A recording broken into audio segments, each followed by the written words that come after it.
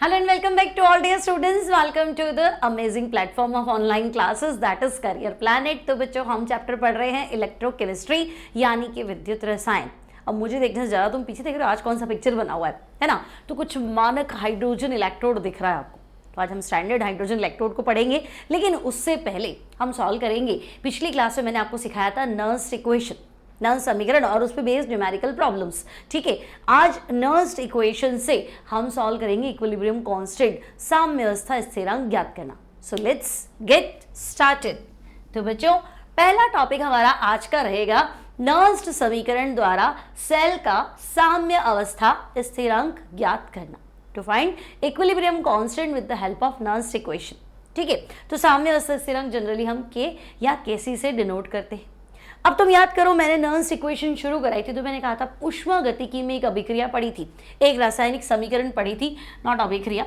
तो मैं लिख दूं वी नो दैट, भाई हमें पहले से पता है कि अगर हम थर्मोडायनामिक्स के अकॉर्डिंग कंटिन्यू करें तो बच्चों हमारे पास एक समीकरण है डेल्टा जी इक्वल्स टू, तो हम कहेंगे delta G naught plus R T L N, और वैसे तो हम लिखते हैं के, लेकिन के तो साम्य अवस्था स्थिरांक है और अभी साम्य अवस्था स्थिरांक असाम्य अवस्था तो आई नहीं है। जब साम्य अवस्था आएगी तब हम साम्य अवस्था स्थिरांक लेंगे, तो हम दूसरा कांस्टेंट ले लेते हैं और उसको हम लिखते हैं क्यू।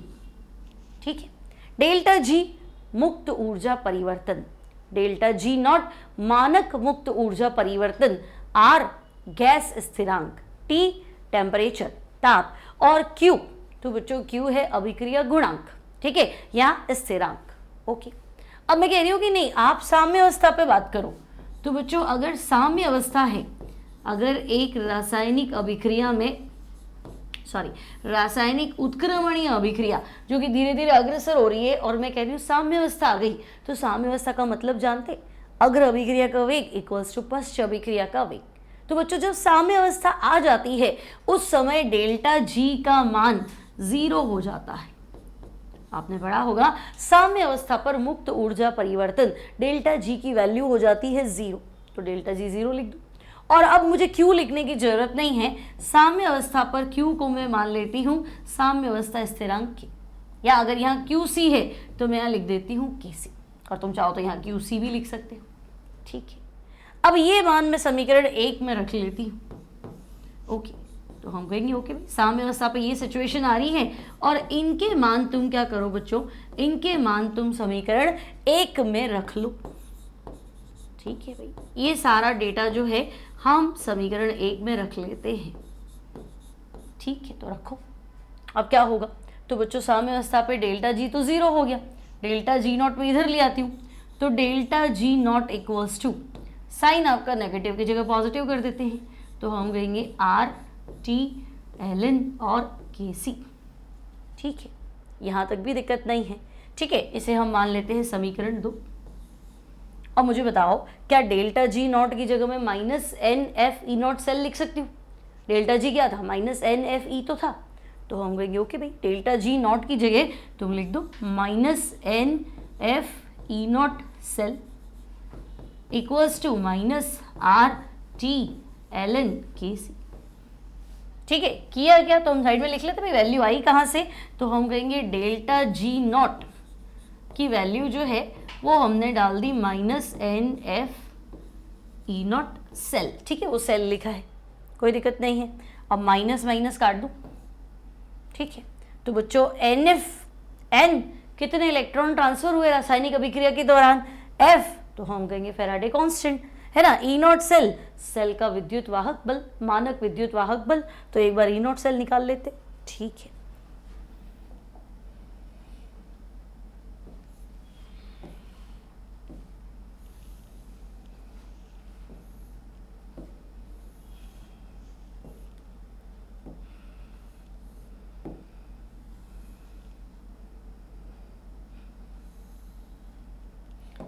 ओके तो बच्चों आपकी जो इक्वेशन थी वो आपके पास थी N F E naught cell equals to R T L N K C. Okay, तो एक बार मैं वापस लिख लेती हूँ N F E naught cell equals to R T L N K C. ln मतलब नेचुरल लॉग है, ठीक है, लॉग बेस ई। तो मैं कहूँ ई नॉट सेल निकालो, तो बच्चों ई नॉट सेल हो जाएगा R T upon N F ln K C. अब हमने पिछली क्लास में पिछली क्लास में तो सीखा था, लास्ट लेक्चर में सीखा था कि R का वैल्यू रख लो, गैस कांस्टेंट का वैल्यू अगर मैं यहाँ रखूँ तो बच्चों R की वैल्यू जूल में रखनी है, तो 8.314 joule kelvin inverse mole inverse. Temperature कितना रखना है बच्चों, तो हम कहेंगे 298 केल्विन। F फेराडे कांस्टेंट है, वैल्यू आपको रखनी है 96500 कूलम्ब्स, ठीक है। और बच्चों नेचुरल लॉग है ना ln, यानी लॉग बेस ई है, मुझे लॉग बेस 10 चाहिए क्योंकि न्यूमेरिकल कराऊंगी तो लॉग बेस 10 में आंसर दिया हुआ होता है ना। कैलकुलेटर से करो चाहे हम जो डेटा है लॉग टेबल है तो लॉग बेस 10 पे आंसर होता है हमारे पास, तो हम कहेंगे ओके कन्वर्ट कर दो, लॉग बेस 10 में दिक्कत क्या है, 2.303 लॉग बेस 10, ठीक है। अब ये हमारी इक्वेशन नंबर, तो चेक कर, इक्वेशन 2 हो गई थी, ये समीकरण 3 मान लेते हैं, ओके। तो ये हमारा इक्वेशन थी, और अगर ये सारा वैल्यू जो है बच्चों है ना, इन सारे वैल्यूज को समीकरण 3 में डाल देते हैं कि मान समीकरण 3 में रखने पर, ठीक है, इन सारे डेटा को इक्वेशन 3 में रख लो, तो इस बार आएगा बच्चों E naught cell equals to, पिछली क्लास में पढ़ा ही था, R T N F log base 10, इन सबको सॉल्व करोगे तो आएगा 0.0591, ओके। तो हम कहेंगे 0.0591 डिवाइडेड बाय एन और लॉग बेस 10 की, ठीक है। तो कुल मिला के हमारे पास एक फॉर्मूला आ गया, E naught cell equals to 0.0591 upon n log base 10 की।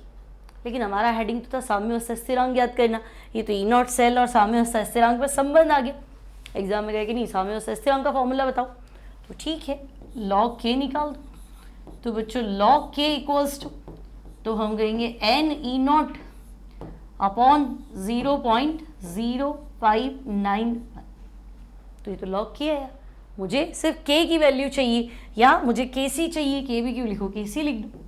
तो बच्चों के सी क्या हो जाएगा, तो के सी हो जाएगा एंटी लॉग, किसका एंटी लॉग, तो हम कहेंगे N E naught cell divided by 0.0591, ठीक है। तो अब तुम्हारी समझ आएगी, और एंटी लॉग निकालना तो आता नहीं, कोई बात नहीं, यहाँ तक तो चलो है ना, फॉर्मूले तक तो पहुँचो, एंटी लॉग में पहुँच जाएंगे। तो ये आपका समीकरण हम कर देते हैं 4, और ये आपका समीकरण है 5, ठीक है। वापस समझो, कल जो क्लास ली थी उसमें कमेंट भी आया था, नर्स इक्वेशन में थोड़ा सा डाउट है, नर्स इक्वेशन शुरू तो यहीं से की थी।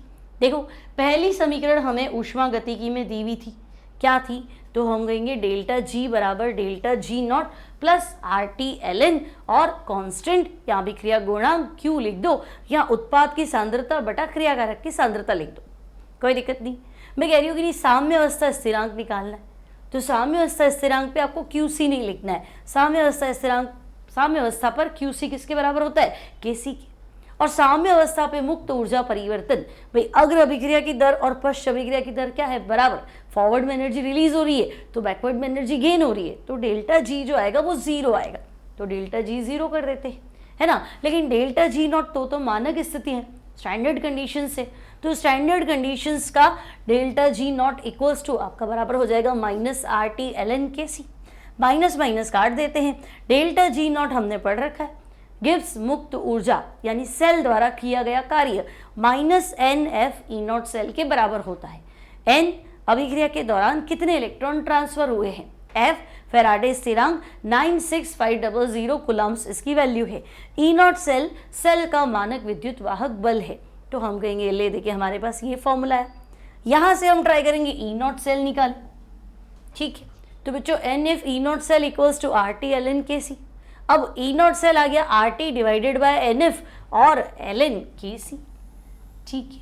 अब हम कहेंगे कि जो कॉन्स्टेंट्स है उनको हटा दो, तो भाई आर कांस्टेंट है, टी कांस्टेंट है, एफ कांस्टेंट है, और लॉग ई को लॉग बेस 10 में कन्वर्ट कर देते, तो इन सबका जो सॉल्यूशन है वो है 0.0591, तो E naught cell equals to 0.0591 upon n log base 10 Kc।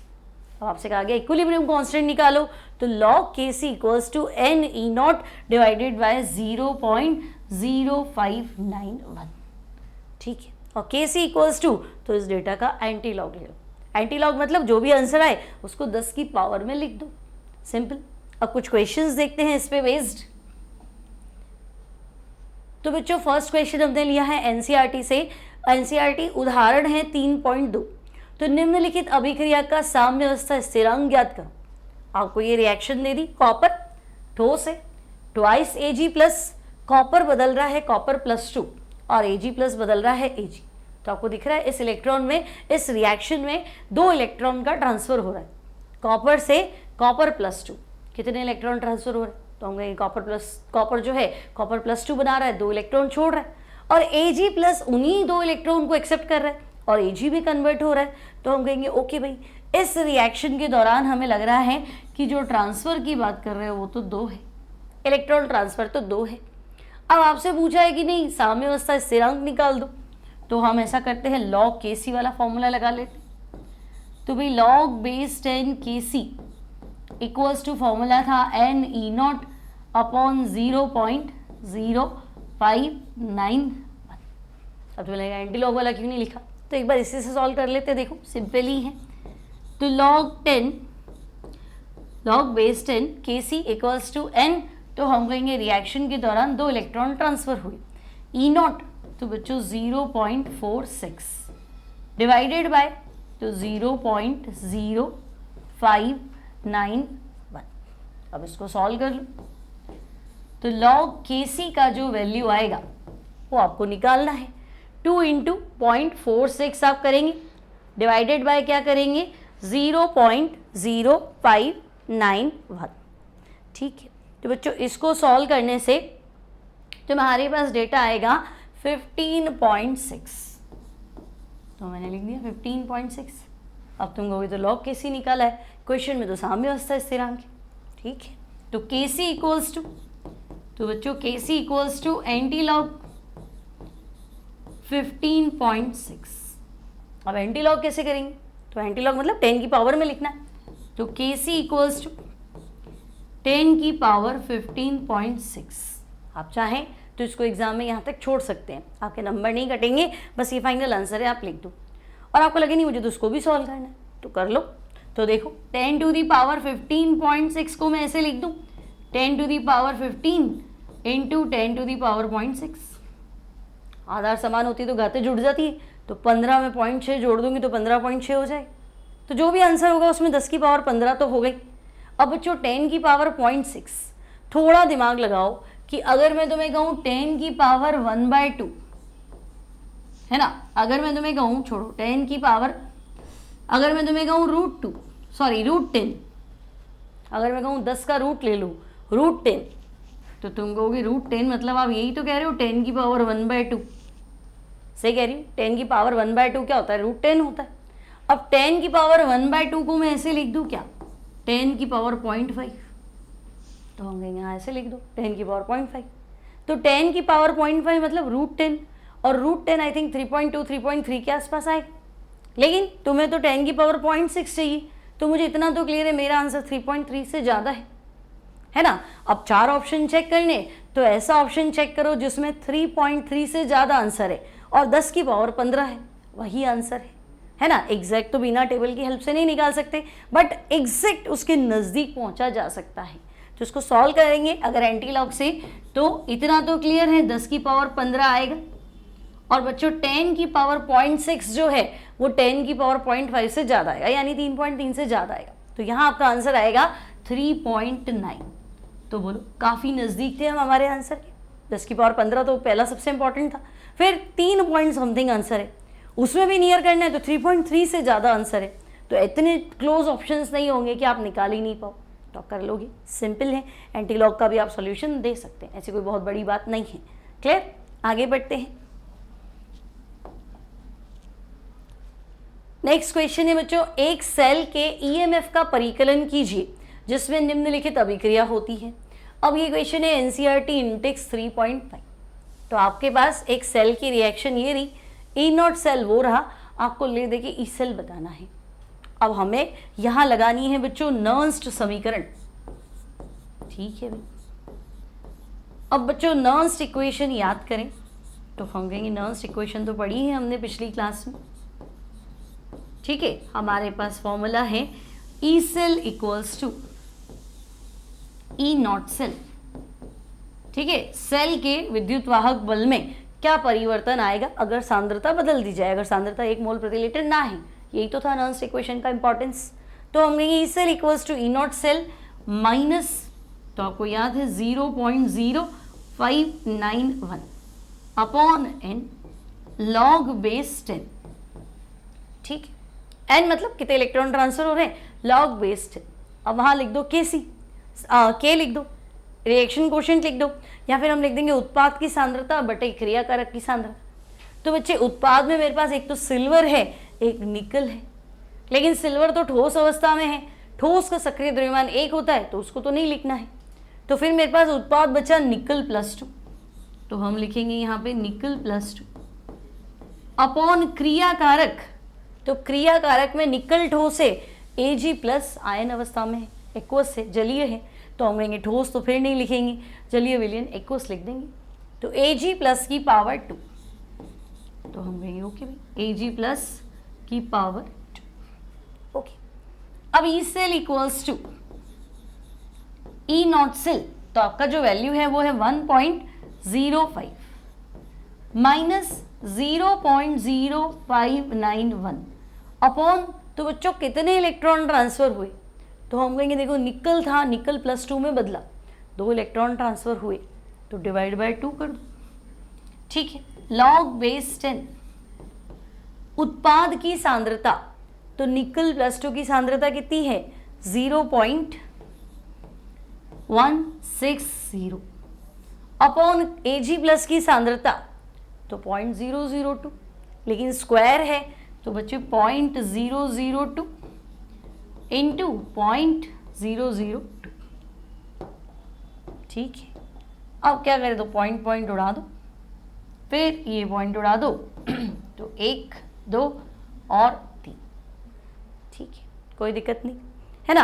अब ये 2 2 ज़ा 4 हो जाएगा और 4 4 ज़ा 16 हो जाएगा, तो आपके पास ये आ गया 40 × 1000, ठीक है। आगे बढ़ते हैं।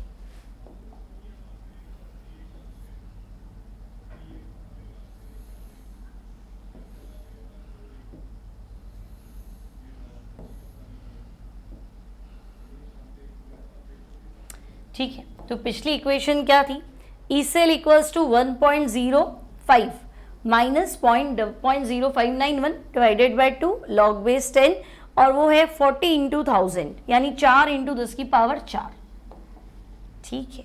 तो अब डेटा याद रखना थोड़ा सा, हमारा फॉर्मूला था E cell equals to E naught cell था 1.05 माइनस 0.0591 अपॉन ट्रांसफर हुए इलेक्ट्रॉन थे 2 लॉग बेस 10, और यहाँ तुम्हारे पास था 4 × 10 की पावर 4, चेक कर लो। E cell equals to E naught cell 0.0591 upon 2, 40 × 1000 को मैंने लिखा है 4 × 10 की पावर 4, ठीक है। अब तो बच्चों E cell equals to 1.05 minus 0.0591 divided by 2, अब log 4 × 10 की पावर 4, तो बच्चों log A × log B होता है log A plus log B, ठीक है। अगर आपने पढ़ा है log, तो log A × B का जो वैल्यू है वो हमेशा होगा log A plus log B, ये फॉर्मूला है log का, तो हम कहेंगे ठीक है ना। तो कुल मिला के आप कहना चाह रहे हो log 4, और log 4 को मैं लिख दूँ 2 की पावर 2, log 4 को क्या लिख सकते हो 2 की पावर 2 प्लस, तो मुझे लिखना चाहिए log 10 की पावर 4, सही है। 2 की पावर 2 मतलब 4 ही तो है, और log b क्या है, तो log 10 की पावर 4। और चल लो आगे, तो बच्चों E cell equals to 1.05 minus 0.0591 divided by 2। अब log 2 की पावर 2, तो बच्चों log 2 की जो वैल्यू होती है ना,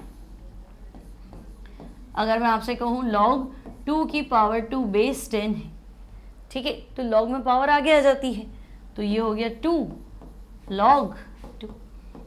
और बच्चों log 2 की वैल्यू होती है 0.3010, ठीक है, तो इसकी जगह मैं डायरेक्ट लिख दूँ 2 इंटू 0.3010, ठीक है, तो हम कहेंगे ये हो गया 2 इंटू 0.3010। और log 10 की पावर 4 है, इसको सॉल्व करें साइड में, तो बच्चों log 10 की पावर 4 यानी 4 log 10, log में पावर आगे आ जाएगी 4 log 10, log 10 की वैल्यू 1 होती है, तो बचा ही तुम्हारे पास 4, तो 4 लिख दो, ठीक है। Now E cell equals to, तो बच्चों अब ई सेल है 1.05 माइनस 0.0591 डिवाइडेड बाय 2, और इनको ऐड कर दो, तो ये 0.6020 है और 4 है, तो 4.6020, ठीक है। अब इसके बाद तो तुम्हें खुद को सॉल्व करना है ना, तो अब इसको सॉल्व करोगे बच्चों, तो तुम्हें को मैं फाइनल आंसर देती हूँ। फाइनल आंसर आपका आना चाहिए, फाइनल आंसर आना चाहिए 0.91। चेक कर लेंगे आप कि आपका आंसर मैच हुआ कि नहीं, 0.91 वोल्ट, ठीक है। ये लॉग मैंने बता दिया आपको, लॉग कैसे सॉल्व करेंगे, ठीक है। पिछले क्वेश्चन में एंटी लॉग था, क्लियर, सिंपल है, ज़्यादा टफ नहीं है, लेकिन हाँ इतना पैटर्न करना है। बोर्ड में इस तरह के सवाल आ सकते हैं, कंपटीशन में तो आते ही हैं। उस टाइम ये नहीं सोचा था कि अच्छा इनको लॉग एंटी लॉग नहीं आता है, कैलकुलेशन थोड़ी टफ है, तो फिजिकल केमिस्ट्री है, कैलकुलेशन तो आएगा, कुछ भी हो जाए, ठीक है। आगे बढ़ते हैं बच्चों, नेक्स्ट प्रॉब्लम सेम पैटर्न पे है हमारे पास, एनसीईआरटी इंटेक्स्ट 3.6। एक सेल जिसमें निम्नलिखित अभिक्रिया होती है, तो सेल देख के ही समझ जाओ कौन सी रिएक्शन हो रही। तो देखो पहले Fe+3 था, Fe+2 में कन्वर्ट हो गया, तो Fe+3 ने इलेक्ट्रॉन गेन कर लिया, ले लिया इलेक्ट्रॉन, तभी तो आवेश +3 से +2 हो गया, घट गया आवेश। तो हम कहेंगे नहीं 2 Fe+3 है ना, 2 Fe+2 में कन्वर्ट हो, तो एक ने एक इलेक्ट्रॉन ग्रहण किया तो 2 ने 2 इलेक्ट्रॉन ग्रहण किए, तो यहाँ तो 2 इलेक्ट्रॉन का चेंज है। अब देखो 2I- से I2, तो I- जब इलेक्ट्रॉन छोड़ेगा तो I बनेगा, दूसरा I- भी जब इलेक्ट्रॉन छोड़ेगा तो I बनेगा, तो हम कहेंगे I2 + 2 इलेक्ट्रॉन। तो ले देखिए रिएक्शन देख के हमें इतना क्लियर हो गया कि भाई इस रिएक्शन में N की value, number of transferred electrons जो है वो 2 होने चाहिए। फिर 298 केल्विन पे E0 सेल दे दिया। अब बच्चों सेल की मानक गिब्स मुक्त ऊर्जा और साम्य अवस्था स्थिरांक ज्ञात करो। तो बच्चों गिब्स मुक्त ऊर्जा तो फॉर्मूला सीखा था हमने, है ना, डेल्टा जी का फॉर्मूला क्या है, तो हम कहेंगे डेल्टा जी का फॉर्मूला तो था -NF_E0 सेल। तो delta G equals to minus transfer electron तो बच्चों 2 है, F फैराडे स्थिरांक 96500 और E0 सेल जो है वो है 0.236। तो डेल्टा जी का जो मान है माइनस, अब मल्टीप्लाई तुम्हें करना है 2 × 96500 और मल्टीप्लाई करो 0.236 से, तो बच्चों ये आपके पास आएगा माइनस का 45,548 जूल, ठीक है, 45,548, ठीक है, जूल। अब मैं कहूँ इसको किलो जूल में बदलो, डेटा बहुत ज़्यादा है, तो किलो में बदलना है तो 1000 से भाग देना है, और किलो हटाना है तो 1000 से गुणा करना है, ठीक है। तो मैं कह रही तो जूल है, किलो जूल लाओ, किलो तुम लगाओ, तो 1000 से भाग दे दो, तो बच्चों ये हो जाएगा 45.548 किलो जूल। तो ये आ गया तुम्हारा delta G.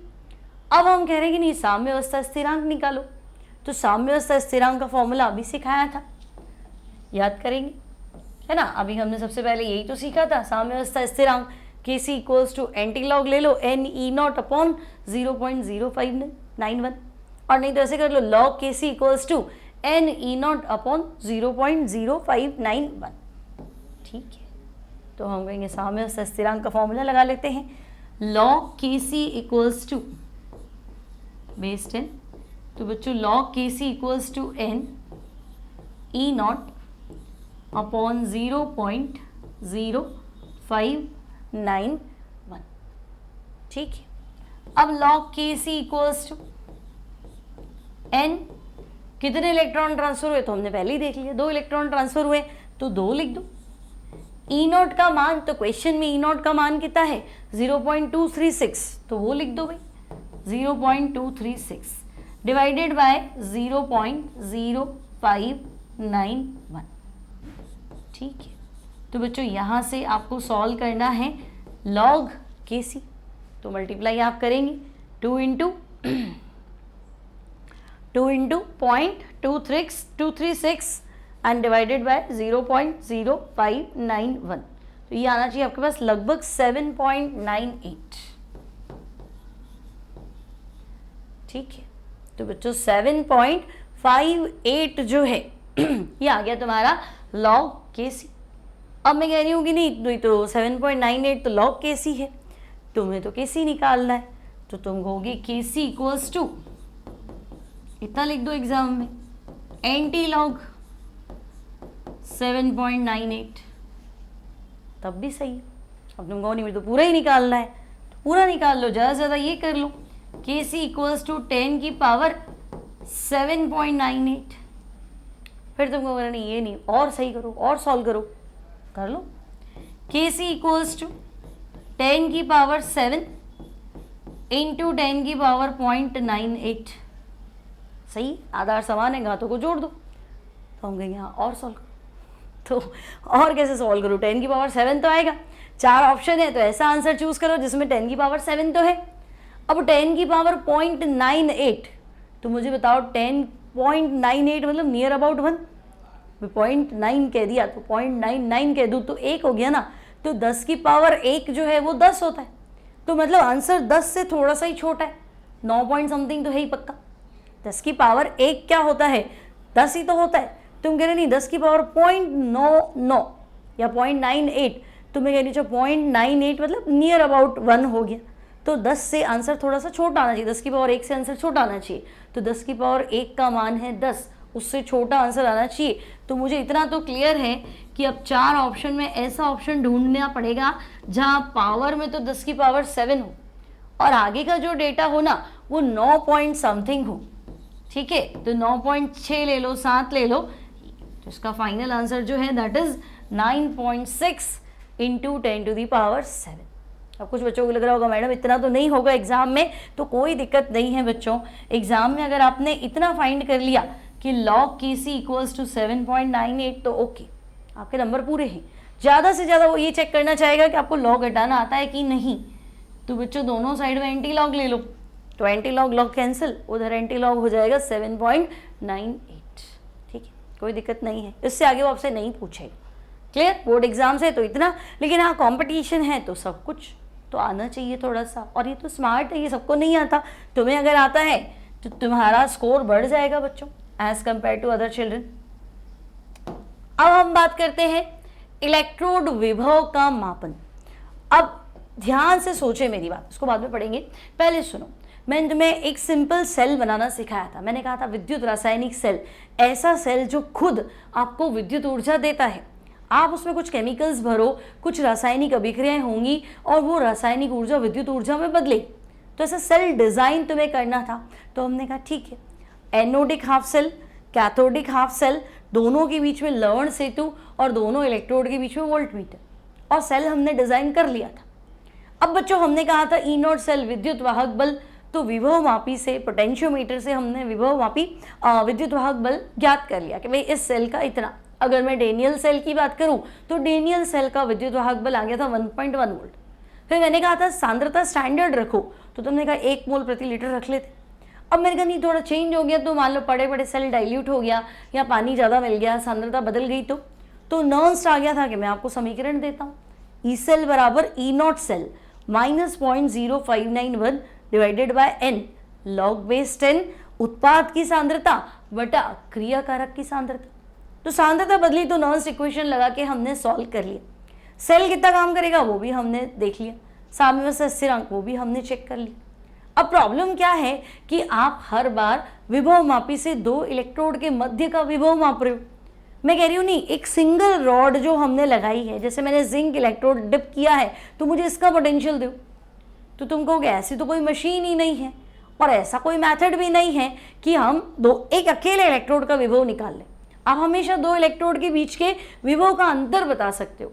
Single electrode potential, एकल इलेक्ट्रोड विभव का मापन पॉसिबल नहीं है। ना तो हमारे पास कोई एपेरेटस है, कोई इंस्ट्रूमेंट है, कोई मशीन है, और ना ही ऐसा कोई प्रोसीजर है। तो हम क्या करते हैं कि भाई ऐसा कर लेते, भाई जिंक कॉपर कनेक्ट कर रहे हो, कॉपर आयरन कनेक्ट कर रहे हो, फिर प्लैटिनम को कनेक्ट कर रहे हो किसी के साथ, तो हम कह रहे हैं आप छोड़ो, ऐसा कर लेते हैं कि एक पर्टिकुलर इलेक्ट्रोड बना लेते हैं और उसका विभव हम 0 मान लेते हैं और उससे बार बार सबका कंपैरिजन कर लेते हैं, तब हम कोई जुगाड़ निकाल सकते हैं, अदरवाइज तो पॉसिबल नहीं। तो एक स्टैंडर्ड जो है, एक पर्टिकुलर इलेक्ट्रोड जो है, वो हमने मान लिया कि भाई इस इलेक्ट्रोड को हम मान लेते हैं इसका विभव 0 है, और उसके बाद हम चलते हैं। जैसे मैं कहूँगी भाई हाइट मापनी है तो तुम कहोगे स्केल लियो, लेकिन शुरू में जब तुम सोचोगे, जब है ना लंबाई मापने के लिए कोई चीज़ थी नहीं, है ना, लंबाई मापने का कोई मतलब बहुत पुराने ज़माने में चले जाओ तो वह लंबाई मापने के लिए कुछ नहीं, तो क्या करते थे भाई, ऐसे माप लेते थे भाई ये हमारे हाथ का साइज़ 1 बैत 2 बैत 3 बैत, है ना, तो सबके हाथ का साइज़ ही गड़बड़ हो जाता है। तो हम पर्टिकुलर एक डिस्टेंस मान लेते, इतनी दूरी, इसको हम मान लेते 1 सेंटीमीटर। अब कंपेयर करते चलो 2 सेंटीमीटर, 3 सेंटीमीटर, 5 सेंटीमीटर, फिर सेंटीमीटर को मीटर में कन्वर्ट करो, इंचेस में कन्वर्ट करो, फीट में कन्वर्ट करो, जो पड़े करो, लेकिन एक पैमाना तुमने माना, है ना, एक डेटा तुमने माना कि भाई इतनी दूरी 1 सेंटीमीटर। सिमिलरली हम एक इलेक्ट्रोड तैयार कर रहे हैं जिसे हम बोलते हैं मानक हाइड्रोजन इलेक्ट्रोड, ठीक है, या normal hydrogen electrode, standard hydrogen electrode, denote करेंगे शी से, और हम मान लेंगे ये हाइड्रोजन इलेक्ट्रोड, इसका विभव 0। अब इसके साथ सबका कंपैरिजन कर लो और अपने अपने आंसर्स फाइंड कर लो। तो हम कहेंगे ठीक है, जब मशीन ही नहीं है तो हम ऐसा कुछ कर लेते हैं, ठीक है। अब यही बात तुम्हें लिखनी कैसे है, तो देखो, विभव मापी द्वारा सेल में उपस्थित दो इलेक्ट्रोडों के बीच विभव का अंतर ज्ञात कर सकते हैं, यानी हम सेल विभव या ईएमएफ ज्ञात कर सकते हैं। लेकिन ऐसा कोई युक्ति, ऐसा कोई जुगाड़ ही नहीं है जिससे एकल इलेक्ट्रोड विभव ज्ञात किया जा सके। यदि दो इलेक्ट्रोड में से किसी एक का इलेक्ट्रोड विभव हम अपने मन से क्या मान लें, कुछ भी मान लें, हमने 0 माना है, ठीक है, तो उसके रिस्पेक्ट में दूसरे इलेक्ट्रोड का विभव ज्ञात किया जा सकता है। तो ले देखे, सीधी सी बात है कि आप पहुंच गए मानक हाइड्रोजन इलेक्ट्रोड पे। तो बच्चों, जिस इलेक्ट्रोड का विभव स्वेच्छा से हमने माना है उसे संदर्भ इलेक्ट्रोड या रेफरेंस इलेक्ट्रोड कहते हैं, और इसके लिए हम यूज कर रहे हैं स्टैंडर्ड हाइड्रोजन इलेक्ट्रोड, ठीक है, मानक हाइड्रोजन इलेक्ट्रोड। और इसे, तो बच्चों इसे हम SHE स्टैंडर्ड हाइड्रोजन इलेक्ट्रोड, या कहीं जगह नॉर्मल NHE भी लिखा होगा, नॉर्मल हाइड्रोजन इलेक्ट्रोड, तो वो एक ही बात है, शी से दर्शाते हैं, ठीक है भाई, शी से दर्शाते हैं। और हम ऐसा मान लेते हैं कि E0 शी का मान कितना है, तो बच्चों E0 शी हमने मान लिया 0। अब आप कंपेयर करो कि इससे ज़्यादा इलेक्ट्रॉन एक्सेप्ट करने की टेंडेंसी है तो प्लस हो जाएगा, है ना, ये SRP है, रिडक्शन पोटेंशियल, यानी E0 H प्लस H2 में बदलेगा तो हम कहेंगे 0। अब तुम्हें पता है SRP है, तो उल्टा करूंगा तो भी 0 का साइन क्या होगा, 0 तो 0 ही है, अब -0 + 0 तो होता नहीं, तो हम कहेंगे हाँ वो एक अलग चीज़ है, बट ये SRP मान के करते हैं कि H प्लस H2 में बदला तो पोटेंशियल कितना है, 0, ठीक है। अब हम सबका SRP लेते हैं, वैसे भी इलेक्ट्रॉन ग्रहण करने की क्षमता। अब अगर हाइड्रोजन से ज़्यादा है, मतलब हाइड्रोजन से ज़्यादा इलेक्ट्रॉन एक्सेप्ट करने की टेंडेंसी है, इलेक्ट्रॉन ग्रहण करने की इच्छा उसकी हाइड्रोजन से ज़्यादा है, मतलब क्रियाशीलता हाइड्रोजन से भी कम है, कि भाई एक बार तो हाइड्रोजन भी इलेक्ट्रॉन छोड़ देता है, वो कहेगा नहीं मैं तो इलेक्ट्रॉन छोड़ूंगा ही नहीं, तो फिर वो कम क्रियाशील धातु है। तो मैंने तुम्हें बताया था छापा, कॉपर हो गया था, मरकरी हो गया था, सिल्वर हो गया था, प्लैटिनम हो गया था, गोल्ड हो गया था, ये सारी मेटल्स लीस्ट या लेस रिएक्टिव देन हाइड्रोजन है, और इसके ऊपर जितनी भी बड़ी थी वो सब हाइड्रोजन से ज़्यादा क्रियाशील थी, है ना, और सबसे टॉप पे लिथियम था। और आप ध्यान रखेंगे सारी बातें जलीय विलयन में बताई जा रही है, रिडॉक्स अभिक्रिया हम जलीय विलयन में ही मान रहे हैं, ठीक है। तो हम कहेंगे ओके भाई SRP वाला कॉन्सेप्ट एक्वस सॉल्यूशन में ही पॉसिबल है, ठीक है। अब अगर आपके बोर्ड का एग्जाम है तो आपसे पूछेगा मानक हाइड्रोजन इलेक्ट्रोड का चित्र बना के इसकी संरचना बताओ। तो हमारे पास इतना टाइम तो है नहीं, मैं डायग्राम आपको एक्सप्लेन कर सकती हूँ, है ना, एक्सप्लेन कर देती हूँ, और नोट्स मैंने आपको अभी रिटन में है, आप देखेंगे उसको एज इट इज एग्जाम में लिखना है, ठीक है। तो बच्चों मानक हाइड्रोजन इलेक्ट्रोड या स्टैंडर्ड हाइड्रोजन इलेक्ट्रोड, तो आपको बताना है कि भाई इसमें एक प्लैटिनम का पतला तार होता है, ठीक है। तो इस तरह के इलेक्ट्रोड में एक प्लैटिनम का पतला तार है, इस तार के बेस में प्लैटिनम की फॉइल है, फॉइल मतलब समझे, पर्णिका है, प्लेट है, तो हम कहेंगे ओके। अब ये तार तो बहुत ही पतला है, जितने बाल पतले होते इतना पतला होता है, टूट जाएगा प्लैटिनम वायर, तो हम कहेंगे हाँ प्लैटिनम तार को कांच की नलिका में सील कर दो, ठीक है। तो बच्चों मेरी ड्राइंग बहुत ज़्यादा अच्छी नहीं है ना, काम चलाओ बना रही, तो तार को प्लैटिनम की कांच की नलिका में सील कर दी, ठीक है। अब इसे एक ऐसे विलयन के संपर्क में रखना है जो H+ आयन देता है, ठीक है। तो हम कहेंगे H आयन सांद्रता वाले विलयन के संपर्क में इसको रखना है, ओके। अब बच्चों ये जो प्लैटिनम की पर्णिका है, प्लैटिनम प्लेट है, फॉइल है, ये प्लैटिनम ब्लैक से कवर होती है ना, यहाँ पूरा का पूरा क्या होता है, प्लैटिनम ब्लैक जो है वो चिपका होता है, तो ठीक है प्लैटिनम ब्लैक से कोटेड है, ओके। पूरा ब्लैक बना देना इसको, हाँ कहेंगे ओके। तो समझ में आ गया, प्लैटिनम का पतला तार, तो हम कहेंगे ओके। कांच की नलिका में पैक, नीचे प्लैटिनम फॉइल, H आयन सांद्रता युक्त विलयन के संपर्क में रखा। अब आपको पता है या तो H आयन H2 में बदलेगा या हाइड्रोजन गैस H आयन में बदलेगी, है ना, मतलब हाइड्रोजन गैस का क्या जुगाड़ है, तो हाइड्रोजन गैस हम पास करेंगे इसमें, ठीक है। वर्किंग अभी सीखेंगे कैसे होगा। तो इसमें लगातार हाइड्रोजन गैस प्रवाहित करते हैं। अब कंडीशन स्टैंडर्ड, तो हम कहेंगे भाई टेम्परेचर रखना है 298 केल्विन और प्रेशर रखना है बार, और हाइड्रोजन गैस हम सोल्यूशन में पास करेंगे। क्या पता H2H+ में बदल जाए, क्योंकि she standard hydrogen electrode reference electrode, इस पे ऑक्सीकरण भी हो सकता है, इस पे अपचयन भी हो सकता है। आपको पता है हाइड्रोजन की टेंडेंसी है इलेक्ट्रॉन लूज कर ले चाहे एक्सेप्ट कर ले, तो हम कहेंगे H2H+ में बदल जाएगा, कोई दिक्कत नहीं, और H+ भी H2 में बदल जाएगा, उसको भी कोई समस्या नहीं, ठीक है। तो वापस लिख रही हूँ, इसको लेबलिंग कैसे करेंगे, तो हम कहेंगे भाई इसमें प्लैटिनम का पतला तार होता है, ठीक है। तो प्लैटिनम का पतला तार जो कांच की नलिका में पैक है, तो ये बाहर जो बनाई थी वो कांच की नलिका, ठीक है। बेस में प्लैटिनम की फॉइल होती है, प्लैटिनम पर्णिका, प्लैटिनम फॉइल, फिर इस पे काला प्लैटिनम, प्लैटिनम ब्लैक से लेपित होती है, तो प्लैटिनम ब्लैक। अब तुमसे कोई पूछ ही ले कंपटीशन में कि प्लैटिनम ब्लैक क्यों कवर किया इसको, प्लैटिनम ब्लैक क्यों चिपका है इसके चारों तरफ, तो बच्चों हाइड्रोजन गैस अगर H आयन हाइड्रोजन में कन्वर्ट हो रहा है, तो H आयन तो विलयन में है ना, विलयन कौन सा है, तो हम कहेंगे H+ आयन युक्त विलयन। आप चाहे तो HCl लिख सकते हैं, जनरली HCl लेते हैं इसमें, ठीक है। और H आयन सांद्रता वाला विलयन, स्टैंडर्ड सिचुएशन, तो मानक परिस्थिति है 1 मोल प्रति लीटर, तो हम कहेंगे ओके चलो। अब प्लैटिनम ब्लैक ही क्यों लिया, तो हम कहेंगे प्लैटिनम ब्लैक इसलिए लिया कि ये H आयन अगर इस पे मान लो अपचयन होता है, स्टैंडर्ड हाइड्रोजन इलेक्ट्रोड है ना शी, ठीक है, मान लो इस पे अपचयन होता है, तो H+ आयन इलेक्ट्रॉन को ग्रहण करके हाइड्रोजन गैस में कन्वर्ट हो जाएंगे। तो आपने हाइड्रोजन गैस आने का जुगाड़ दिया, बाहर जाने का तो नहीं दिया। तो ये काला प्लैटिनम क्या करता है, हाइड्रोजन गैस को अपनी सतह पे अधिशोषित कर लेता है। तो जुगाड़ हो गया साइंस के बच्चे, जुगाड़ तो हमारा पहला काम है, ठीक है। तो ये प्रॉपर डायग्राम है आपका मानक hydrogen electrode, standard hydrogen electrode.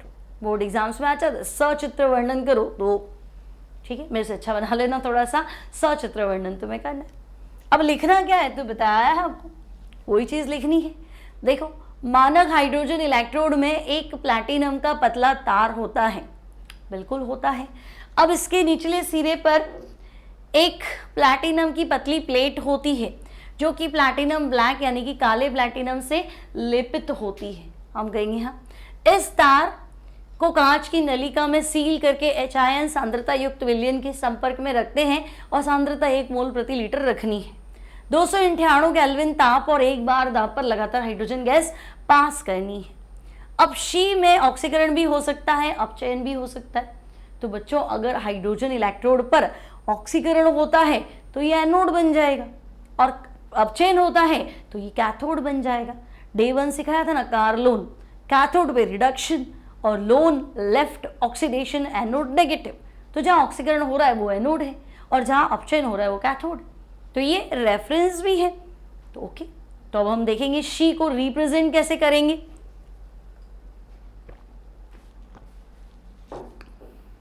तो बच्चों शी को रिप्रेजेंट करना है तो हमने लिखा भाई शी एनोड भी हो सकता है, शी कैथोड भी हो सकता है। अब मान लो एनोड है तो इलेक्ट्रॉन छोड़ेगा, तो इलेक्ट्रॉन छोड़ेगा तो क्या होगा, अभिक्रिया लिखें तो हम कहेंगे भाई पहले हाइड्रोजन गैस थी वो H आयन में कन्वर्ट हो जाएगी तो 2 electron H ion plus 2 electron. अब ये तो आपने समीकरण लिख दी, रिप्रेजेंटेशन लिखो तो लिख दो। तो बच्चों सबसे पहले लिखेंगे प्लैटिनम, क्योंकि हाइड्रोजन गैस प्लैटिनम इलेक्ट्रोड पे थी ना, प्लैटिनम इलेक्ट्रोड पे हम पास कर रहे थे नीचे। तो हम कहेंगे जहाँ हाइड्रोजन है वहाँ प्लैटिनम, चाहे हम भेजें चाहे मिले, और H2 किसमें कन्वर्ट हो जाएगा H+। आप चाहे तो यहाँ स्टैंडर्ड डेटा लिख सकते हैं, ये 1m है और ये पास होगी वो 1 बार है। ठीक है, अब शी कैथोड भी बन सकता है, ये इलेक्ट्रॉन एक्सेप्ट भी कर सकता है। तो इलेक्ट्रॉन लेगा तो H आयन इक्वल्स लिख दो, 2 इलेक्ट्रॉन एक्सेप्ट करेंगे और हाइड्रोजन गैस में बदल जाएंगे। ठीक है, अब लिख दो तो इसका रिप्रेजेंटेशन तो भाई पहले H प्लस H2 में बदलेगा और जहाँ हाइड्रोजन लिखो वहाँ प्लैटिनम लिख देना। H आयन के नीचे सांद्रता 1 मोल प्रति लीटर और हाइड्रोजन गैस के नीचे लिखेंगे 1 बार। ठीक है, तो she can behave as anode, she can also behave as cathode. She है, कुछ भी कर सकता है, कुछ भी कर सकती है। ठीक है, तो हम कहेंगे ओके भाई स्टैंडर्ड हाइड्रोजन इलेक्ट्रोड, एनोड भी बन सकता है, कैथोड भी बन सकता है। बहुत सारे क्वेश्चन हैं इस पे बेस्ड। ठीक है, तो बच्चे उलझ जाते रहे ये क्या लिखा है, ये नई चीज़ क्या है। तो ये नया कुछ भी नहीं है। अब तुम्हें लगेगा कि भाई इसके साथ मैं काम कैसे करूँ, तो मुझे एक चीज़ बताओ। जब मैंने तुम्हें डेनियल सेल पढ़ाया था तो मैंने कहा था जिंक इलेक्ट्रोड को कॉपर के साथ जोड़ दो और आपको जो वोल्ट मीटर लगाया है ना या पोटेंशियोमीटर से मापेंगे तो दोनों के इलेक्ट्रोड का अंतर दे। तो अगर मैं शी के साथ जिंक इलेक्ट्रोड को शी के साथ जोड़ देती हूँ तो भाई जिंक तो ज़्यादा क्रियाशील है टेबल में और हाइड्रोजन आपको पता है कम क्रियाशील, तो इलेक्ट्रॉन जिंक से शी में ही जाएंगे और जो डिफरेंस आएगा, विभव का अंतर आएगा, तो हम कहेंगे x माइनस वाई की वैल्यू इतनी। तो y तो हमारा रेफरेंस है ना, y की जगह तो शी लिखना है और शी का वैल्यू तो 0 है। तो जो विभव मापी आपका अंतर दे रहा है वो अंतर x के बराबर है, उसमें क्या सोचना, समझे ना। अगर मैं जिंक इलेक्ट्रोड और हाइड्रोजन इलेक्ट्रोड को जोड़ दूं और मैं कह दूं कि विभव मापी से जब मैंने विभव ज्ञात किया तो भाई विभव जो है वो इतना आ रहा है। ठीक है, तो विभव तो तुम्हारे पास आ गया है ना। तो एनोड माइनस कैथोड भी अगर मैं करती हूँ या कैथोड माइनस एनोड भी करती हूँ तो मुझे एक चीज़ बताओ, शी स्टैंडर्ड हाइड्रोजन इलेक्ट्रोड इसकी वैल्यू तो 0 है ना। तो जो आंसर आया वो आपके उसी इलेक्ट्रोड का विभव है जिसका विभव आप ज्ञात करना चाहते हैं, क्योंकि इसको रेफरेंस में लिया है और इसका आंसर हमने ऑलरेडी क्या माना है, 0 माना है। ठीक है, बस इतनी सी बात है। अब आपसे पूछ ले कि भाई शी की सहायता से मानक हाइड्रोजन इलेक्ट्रोड विभव कैसे ज्ञात करोगे, तो आपको उसको लैंग्वेज में देना है इसका आंसर कि भाई 298 केल्विन पे मानक हाइड्रोजन इलेक्ट्रोड यानी E0 शी की वैल्यू 0 है। जब भी हमें कुछ ज्ञात करना है, किसी अन्य इलेक्ट्रोड का विभव ज्ञात करना है, तो उसे शी के साथ कनेक्ट कर देंगे। जो भी प्राप्त ईएमएफ होगा सेल का वो निकाल लेंगे और ये ईएमएफ जो है वो दूसरे सेल के इलेक्ट्रोड विभव को क्या करेगा, दूसरा जो आधा सेल है उसके इलेक्ट्रोड विभव को दर्शाएगा। बस, तो मानक स्थितियों में हाइड्रोजन इलेक्ट्रोड के इलेक्ट्रोड विभव की तुलना किसी अन्य इलेक्ट्रोड के विभव से करेंगे तो वो मानक इलेक्ट्रोड विभव कहलाएगा। मतलब मैंने तुम्हें कहा जिंक इलेक्ट्रोड ले लो, शी ले लो, कनेक्ट कर दो। ठीक है, तो तुमने कहा कि भाई मेरा आंसर इतना आया, तो वो ई सेल है, ई सिंगल इलेक्ट्रोड पोटेंशियल है, एक इलेक्ट्रोड का विभव है। लेकिन मैं कह रही हूँ नहीं, E0 वैल्यू बताओ, E0 Zn+2 Zn बताओ, तो तुमको क्या चाहिए, ई नॉट बताना है, तो कंडीशंस स्टैंडर्ड ले लो। मतलब जो हमने शी में क्या देखा था, हाइड्रोजन गैस पास करनी थी प्रेशर 1 बार, तो तुम 1 बार रखो। टेम्परेचर रखना था 298 केल्विन, तो 298 रखो। जिस विलियन में तुमने डुबोया है उसमें एच की सांद्रता 1 मोल प्रति लीटर, तो वो रखो। और साथ वाला जो इलेक्ट्रोड बनाया है, हाफ सेल बनाया है, उसमें भी तुम क्या करो, कंसंट्रेशन 1 मोल प्रति लीटर रखो और दोनों को लवण सेतु सॉल्ट ब्रिज से कनेक्ट कर दो भाई, सीधी बात। और आपके पास जो आंसर आएगा वो ई नॉट में आ जाएगा और वो एकल इलेक्ट्रोड का विभव आएगा, क्योंकि दूसरे वाले का आंसर तो 0 है। अभी मेरी बात समझ में आ गई? ठीक है, एक और क्वेश्चन कराऊंगी एनसीईआरटी का, तो इसमें और क्लियर हो जाएगा। अब शी पे बेस्ड एक और क्वेश्चन है हमारे पास, एनसीईआरटी इंटेक्स्ट है। ठीक है, इंटेक्स्ट 3.4 आपसे कहा गया पीएच बराबर 10 के विलियन के संपर्क में रखे हाइड्रोजन इलेक्ट्रोड का विभव ज्ञात करो। अब सबसे बड़ी समस्या क्या है कि जब भी हमें दे दिया जाता है कि इलेक्ट्रोड विभव ज्ञात करो, तो आपको याद रखना है हम हमेशा एसआरपी निकालें। आईयूपीएससी सब इलेक्ट्रोड्स पोटेंशियल जो है वो एसआरपी रिडक्शन पोटेंशियल देता है, एसओपी नहीं देता है। तो उसे दिया नहीं है कि अपचयन विभव निकालो, ऑक्सीकरण विभव निकालो, तो जो खुद का दिमाग लगाना है तो फिक्स रखना है अपचयन विभव निकाले, क्योंकि बिना समीकरण बनाए क्वेश्चन सॉल्व होगा नहीं। तो हम कहेंगे ओके, हाइड्रोजन इलेक्ट्रोड का विभव निकालना है, एसआरपी निकालना है, मतलब अपचयन। तो अपचयन तो तब होगा जब H आयन H2 में बदलेगा, है ना। अभी मैंने तुम्हें 2 समीकरण सिखाई थी ना, कि शी तो एनोड भी हो सकता है, शी तो कैथोड भी हो सकता है, लेकिन मैं कह रही हूँ नहीं, अपचयन विभव निकालो तो कैथोड की तरह तब बिहेव करेगा जब H+ आयन इलेक्ट्रॉन लेगा और H2 में कन्वर्ट होगा। अच्छा, कुछ बुक्स में ऐसा लिखा हुआ है H+ प्लस 1 इलेक्ट्रॉन और हाफ H2, तो वैसा कर लो, उसमें कोई फर्क नहीं पड़ेगा। ये इजी के लिए लिखा है मैंने, इजी हो जाएगा इससे। तो अब ले दे के तुम्हें शी का एसआरपी निकालना है, फिर तुम सोचोगे वो क्यों निकालूं, शी का पोटेंशियल तो 0 होता है। तो वो तो तब होता है भाई जब सांद्रता 1 मोल प्रति लीटर लेते हो। ये पहले ही बोल के बैठे पीएच 10 है, सांद्रता बदल दी, आंसर बदल जाएगा। तो पहले मैं समीकरण लिखती हूँ भाई, 2 H आयन प्लस 2 इलेक्ट्रॉन और आंसर हो जाएगा हाइड्रोजन गैस। ठीक है, हाँ, जो जानकारी मुझे है वो है ई नॉट शी 0 होता है। बहुत बढ़िया जानकारी है, ई नॉट शी 0 होता है। हाँ, एक और लग रहा है कि हाँ, ट्रांसफर अभिक्रिया के दौरान जो इलेक्ट्रॉन ट्रांसफर हो रहे हैं वो 2 इलेक्ट्रॉन ट्रांसफर हो रहे हैं, यानी n का मान 2 है। बहुत बढ़िया, चलो n की वैल्यू भी 2 है। और तो अब हम कहेंगे नर्स्ट इक्वेशन लगाए। अच्छा, pH 10 का क्या टेंशन है, तो भाई pH 10 है, H आयन सांद्रता निकालनी है, कक्षा 11 चैप्टर आयनिक साम्य। थोड़ी सी पाटी साफ हो गई होगी, कोई बात नहीं, एक फॉर्मूला बताती हूँ, फॉर्मूला याद रखेंगे। H आयन सांद्रता का फॉर्मूला है 10 की पावर माइनस pH। अगर आपको किसी एसिड का, बेस का, विलियन का pH दे रखा है और H आयन सांद्रता पूछी है, अम्ल का pH दे रखा है और H आयन सांद्रता पूछी है, तो 10 की पावर माइनस pH लिख दो। तो हम कहेंगे ओके, H आयन सांद्रता 10 की पावर माइनस pH, तो pH का मान तो 10 है, तो H आयन सांद्रता 10 की पावर माइनस 10, वैल्यू आपकी नॉवेल्टी में आ जाएगी। हम कहेंगे चलो टेंशन खत्म।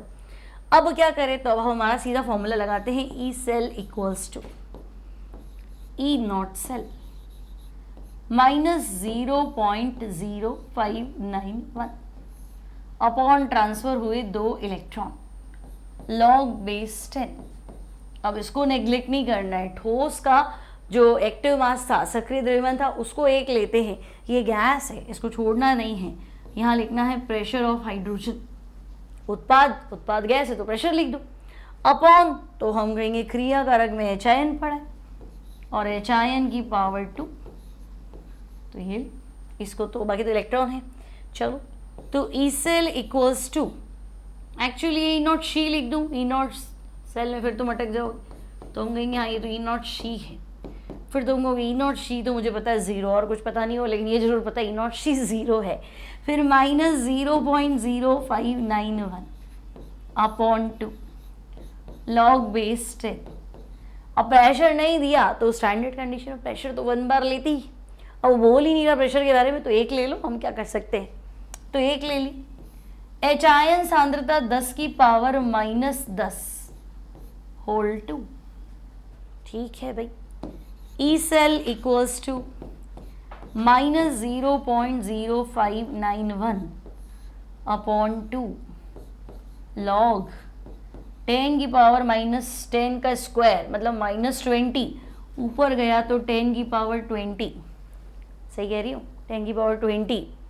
अब तो अब और लिखेंगे, खत्म थोड़ा ना हुआ है गेम। ठीक है, ई सेल बराबर, तो लिखो भाई ई सेल बराबर, माइनस चल रहा है क्या, हाँ माइनस चल रहा है, -0.0591 अपॉन 2, और लॉग में बच्चों पावर आगे आ जाती है तो 20 आगे आ जाएगा, तो हम कहेंगे 20 log 10, ये लो भाई 20 log 10 और बेस 10, पावर आगे आएगी, वैल्यू तो log 10 की रहेगी। अब log 10 कितनी बार सिखाया, log 10 1 होता है, बेस और वैल्यू सेम होती है तो आंसर 1 होता है, तो log 10 टू दी बेस 10 यानी 1, तो हम कहेंगे वो तो 1 है। अब E cell equals to -0.0591 divided by 2 into 20, तो 20 लिख देती हूँ। अब 2 और 20 तो काट दो भाई, काट दिया, है ना। बच्चे डरते थे ये कैसे करूँगा, हो सकता है कैलकुलेशन लेंदी हो, जबकि कुछ भी नहीं है, और ऐसे क्वेश्चन नीट में पूछे जाते हैं, है ना, और सिर्फ आपको डराने के लिए है, क्या है, कैलकुलेशन ही नहीं है। आप बहुत बार छोड़ते रहे लॉग एंटी लॉग का माथाफोड़ी कौन करे, लेकिन अब तुम खुद सोच देख सकते हो कि ऐसा कुछ नहीं है। अब -0.0591 को 10 से मल्टीप्लाई करोगे तो एक पॉइंट पीछे ले लो भाई, और तो क्या करें, -0.591 वोल्ट। चेक करो सही है कि नहीं है ना, सारा डेटा चेक करो और बताओ कहीं कोई गड़बड़ हो तो हम कहेंगे ओके। पहले SRP निकालना था, समीकरण बना दी, यहाँ गैस है तो प्रेशर लिख लेते हैं, रिएक्टेंट है तो H+ आयन, पावर हो गया 2, प्रेशर नहीं पता था तो 1 लिख दिया।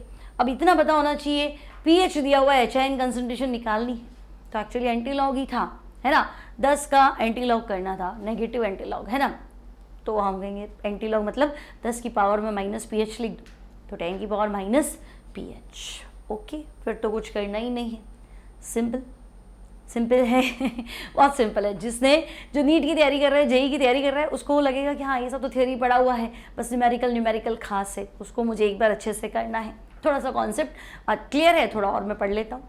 और जो फर्स्ट टाइम 12th एग्जाम दे रहा है ना, उसको चीज़ें थोड़ी सी लगती है, लेकिन वो एक बार आप इसको स्पीड धीरे करके देखें, वैसे मैंने बहुत स्लो स्पीड में पढ़ाया है, आपको अच्छे से समझ में आए। फिर भी कोई डाउट हो तो आप कमेंट बॉक्स में डाल दें, है ना। अब नहीं कहूँगी वीडियो लाइक कर देना, शेयर कर देना, सब्सक्राइब कर देना, ये तो ड्यूटी है, ये आपको करनी है। मिलते हैं अगली क्लास में, till then take care and bye bye.